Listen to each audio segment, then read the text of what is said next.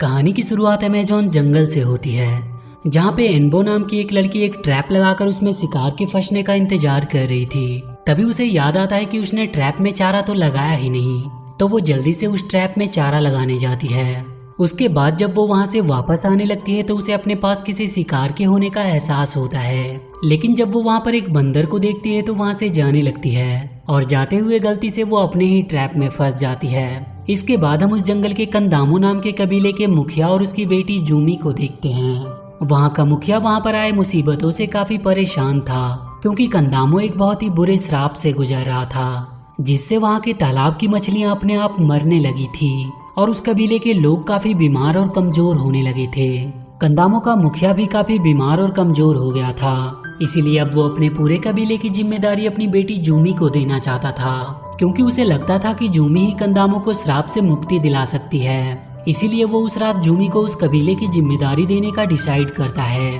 वहीं एनबो अभी भी उस ट्रैप में फंसी होती है। तभी उसके पास उस कबीले का सेनापति एटोक आता है, जिससे एनबो अपने आप को नीचे उतारने में उसकी मदद मांगती है, क्योंकि उसे अपनी दोस्त जूमी के मुखिया बनने के समारोह में जाने में देरी हो रही थी। लेकिन एटोक उसे नीचे उतारने से मना कर देता है और उससे कुछ दूर एक चाकू को रखकर वो एनबो से अपनी मदद खुद करने को कहता है और वो ये कहते हुए वहाँ से चला जाता है। एनबो उस चाकू को लेने की काफी कोशिश करती है, लेकिन वो उस तक पहुँच नहीं पाती। कुछ समय बीत जाने पर एनबो के पास वाका और डिलो नाम के दो रूहानी फरिश्ते आते हैं।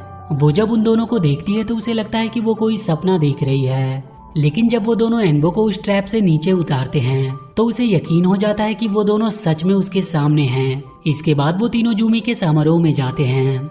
एनबो उन दोनों रूहानी फरिश्तों को समारोह से कुछ दूर ही रुकने को कहती है और वो उनसे कहती है कि मैं जब तुम्हें बुलाऊंगी तभी आना। इधर जूमी काफी उदास होती है, क्योंकि इतने खास दिन पर भी उसकी सबसे अच्छी दोस्त उसके साथ नहीं थी। जूमी को खंदामू के मुखिया का हार पहनाकर वहाँ की जिम्मेदारी सौंप दी जाती है और थोड़ी ही देर में वहाँ पर एनबो भी पहुँच जाती है, जिसे देखकर जूमी काफी खुश होती है और थोड़ी नाराज भी होती है, क्योंकि उसने आने में आज काफी देर कर दी थी। एनबो जूमी को खुश करने के लिए उससे कहती है कि मैंने तुम्हारे लिए एक तोहफा लाया है। वो रूहानी फरिश्ते जो इस कबीले के श्राप के कारण जंगल से गायब हो गए थे, वो उन्हें वापस लेकर आई है और वो उन्हें आवाज लगाकर सबके सामने बुलाती है, लेकिन वो दोनों वहाँ पर आते ही नहीं हैं। इस पर सभी कबीले वालों को लगता है कि एनबो झूठ बोल रही है और पूरे कबीले वालों के सामने एनबो की बेइज्जती होती है और इस बात से दुखी होकर एनबो वहाँ से चली जाती है। पर एक बार फिर से वो दोनों रूहानी फरिश्ते एनबो के पास आते हैं, जिन पर एनबो काफी गुस्सा करती है। तो वो दोनों उसे बताते हैं कि इस जंगल की ये हालत ये कोरोना नाम के एक डीमन के श्राप के कारण हुई है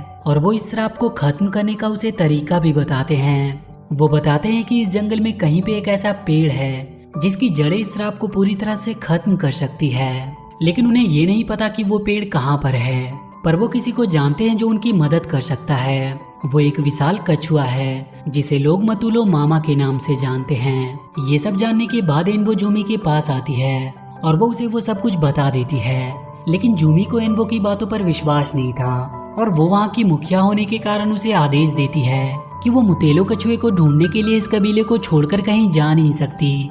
इस बात से एनबो काफी दुखी होती है, तो उसके पास उसकी दाई माँ कानो आती है, जो उससे कहती है कि तुम एक बहुत ही खास लड़की हो, इसीलिए वो रूहानी फरिश्ते तुम्हें दिखे। इसके बाद वो एनबो को बताती है कि उसकी माँ को भी इस जंगल के रूहानी फरिश्ते दिखते थे। एनबो उनसे अपनी माँ के बारे में और जानना चाहती थी, लेकिन उसे बाकी की बातें कल बताने का बोलकर उसे सुला देती है। अगले दिन एनबो जूमी के पास आती है और वो उससे कानू के पास जाकर उसके और उसकी मॉम के बारे में जानने को कहती है। उसके काफी रिक्वेस्ट करने पर जूमी एनबो के साथ कानू के पास आती है, पर वहाँ पर उन्हें पता चलता है कि कानू की तो मौत हो चुकी है। ये सब देखकर वो दोनों काफी दुखी होते हैं। तभी वहाँ पर उनका सेनापति एटोक आता है, जो कानो के मौत का जिम्मेदार एनबो और उसके रूहानी फरिश्ते को मानता है। इस बात से एनबो काफी दुखी होकर वहाँ से भाग जाती है, पर एटोक अपनी सेना के साथ जाकर उसे पकड़ने की सोचता है। इस पर जूमी उसे ऐसा करने से मना भी करती है, लेकिन एटोक उसकी बात नहीं मानता और वो वहाँ से एनबो के पीछे जाने के लिए निकल पड़ता है। इधर एनबो एक पेड़ से लगकर काफी रोती है। तभी उसे वहाँ पर एक छोटा सा कछुआ दिखाई देता है, जिसे देखकर उसे मुतेलो मामा की याद आती है और वो उसकी खोज में निकल पड़ती है। काफी दूर आगे जाने पर जब उसे भूख लगती है तो वो एक पेड़ से फल तोड़कर खाने की कोशिश करती है, पर तभी उस पेड़ के सारे चमगादड़ एनबो पर हमला कर देते हैं और वो उसे उड़ाकर अपने साथ ले जाने लगते हैं। पर इससे पहले कि वो चमगादड़ एनबो को कोई चोट पहुंचाते, वहां पर वो दोनों रूहानी फरिश्ते आकर उसे बचा लेते हैं। एनबो उन दोनों को अपनी दाई माँ की मौत की खबर सुनाकर रोने लगती है।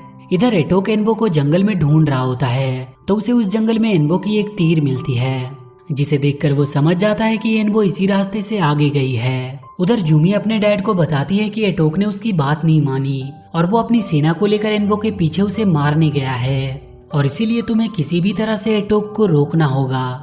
ये बात सुनकर जूमी अपने 2 सैनिकों के साथ जंगल में उन्हें ढूंढने जाती है।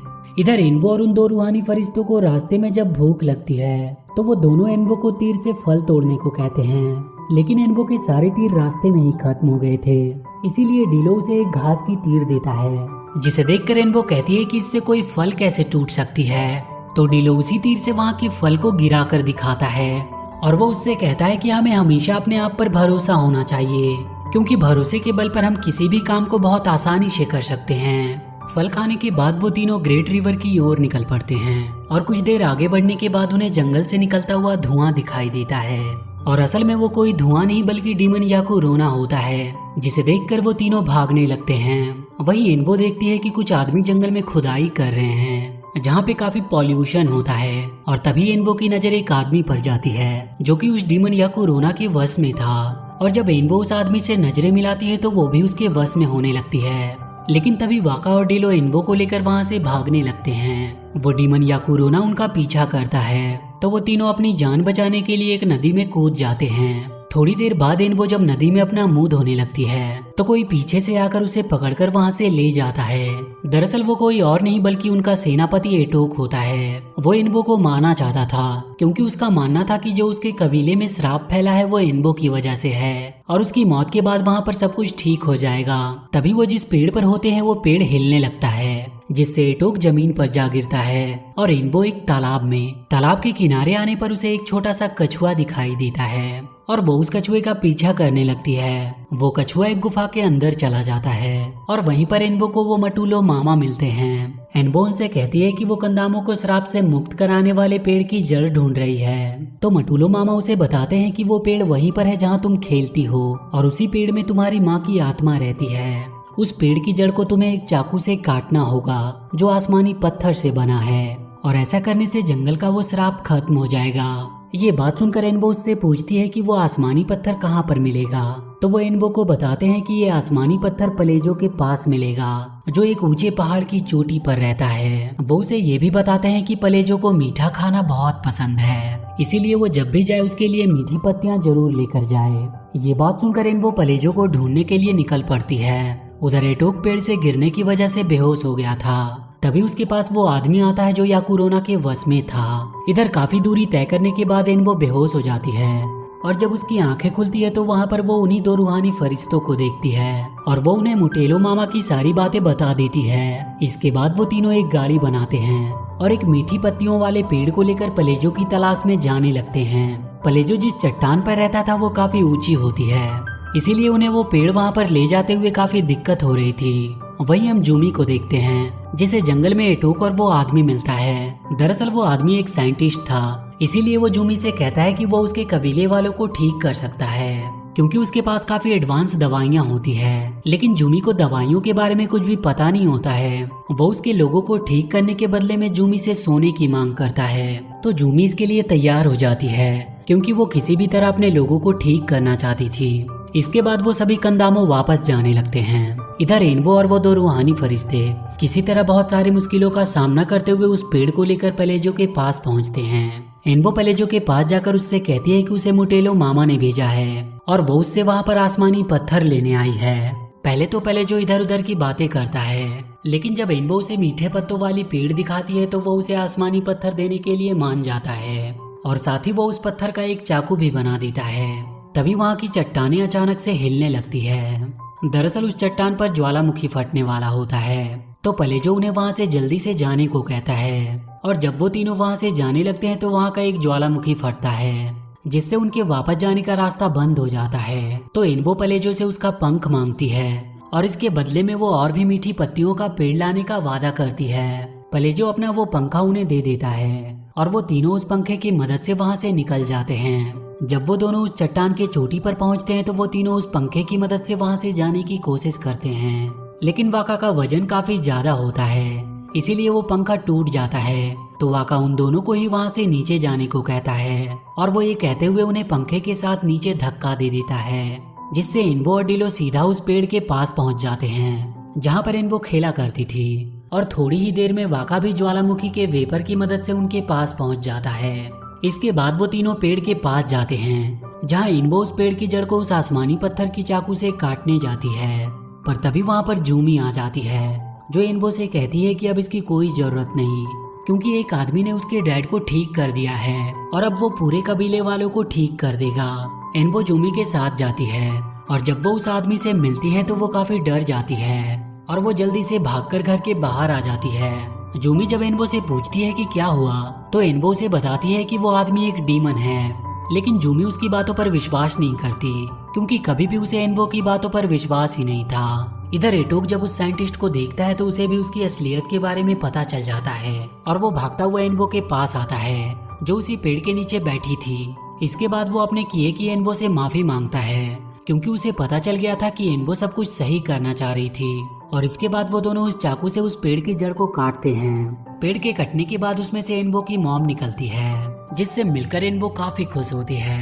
इन्बो की मॉम अपनी शक्ति से एक तीर बनाकर उसे देती है। इधर जूमी और उसके डैड भी याकुरोना के वश में हो गए थे, इसीलिए जूमी उस साइंटिस्ट के सामने सबको झुकने का आदेश देती है। सभी लोग उसकी बातों का पालन करते हुए उसके सामने अपना सर झुका देते हैं। इधर इन्बो की मॉम सोना निकालने वाली मशीनों को रोकती है और वो उस साइंटिस्ट के पास आती है और यहाँ पर हमें पता चलता है कि वो साइंटिस्ट तो इन्बो का डैड है, जिसे काफी समय पहले उसकी मॉम वहाँ पर लेकर आई थी, लेकिन अब वो याकुरोना के वश में हो गया था। ये बात सुनकर याकुरोना को गुस्सा आ जाता है और वो अपने असली रूप में आता है और इसके बाद वो जूमी को लेकर उन मशीनों की ओर चला जाता है। ये देखकर वो सभी जूमी को बचाने के लिए याकुरोना के पीछे जाते हैं और इसके बाद इन्बो जूमी को बचाने के लिए याकुरोना को जादुई तीर से मारने की कोशिश करती है, लेकिन वो उसे अपना डैड समझकर वो तीर चला नहीं पाती। तभी वहाँ पर उसकी मॉम आती है और वो उसे समझाती है कि वो तीर अपने डैड पर नहीं चला रही बल्कि उसके अंदर मौजूद उस डीमन पर चला रही है। और इसके बाद इन्बो उस पर वो तीर चला देती है, जिससे उस डीमन याकुरोना की मौत हो जाती है और उसके डैड अपने असली रूप में आ जाते हैं, जिनसे मिलकर इन्बो काफी खुश होती है। इसके बाद इन्बो के मॉम और डैड उसी पेड़ के अंदर समा जाते हैं और उसके बाद से पूरे कंदामों में खुशहाली छा जाती है। और इसी के साथ ये मूवी यहीं पर खत्म हो जाती है। तो वीडियो अगर अच्छी लगी हो तो please do like and share the video and please subscribe to my channel and press that bell icon. Too long ago on the road, I got what they waiting for.